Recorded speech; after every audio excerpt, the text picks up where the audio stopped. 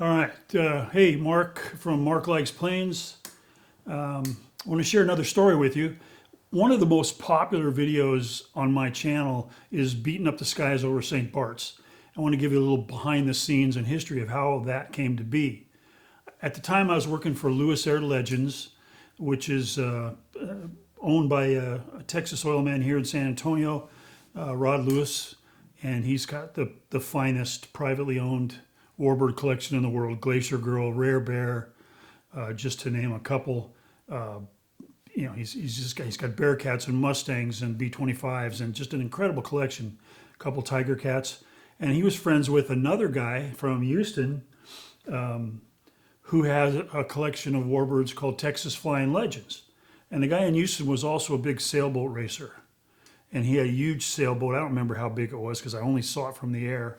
But he had a sailboat that he raced, and every couple of years off the island of St. Barts and St. Martin down there in the Caribbean, they have this big sailboat race called the Bucket Regatta.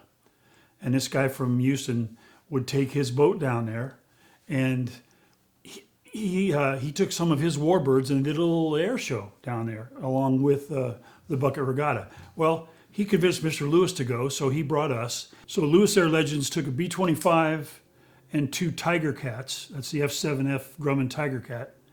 And Texas Flying Legends took a B-25, a TBM Avenger, a Corsair, a P-38, and a Japanese Zero.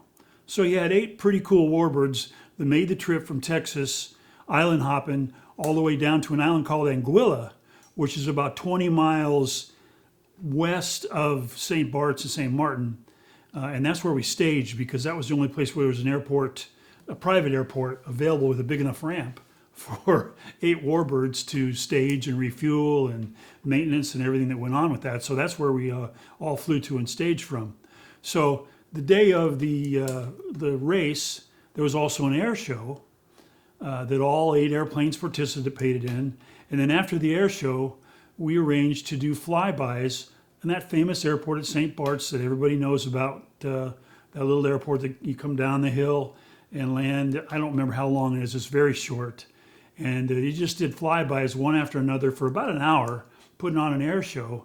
We never landed there, just did flybys.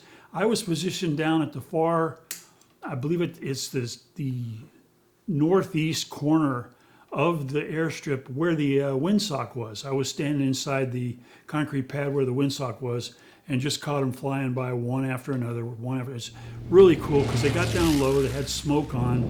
A lot of people on the YouTube channel have commented the engines were on fire, there was something wrong with snow. It's a smoke oil system that is designed to inject a non-toxic oil into the exhaust, and it smokes white and it looks cool. It's easy to trace the airplanes.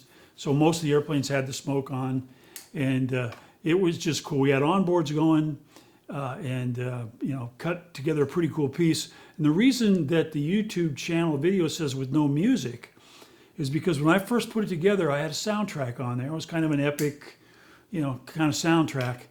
And so many people complained about the soundtrack drowning out the sounds of the engine that I recut it without the music. And that's why it says at the end of that, with no music.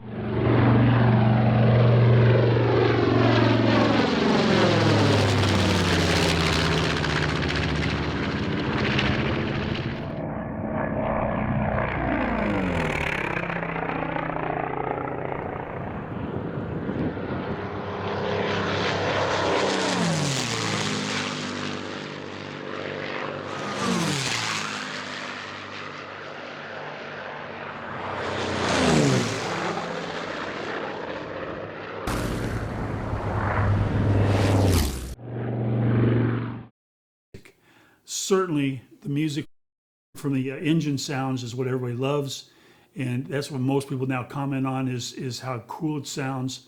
And I get it, and I was able to recut it and keep everybody happy.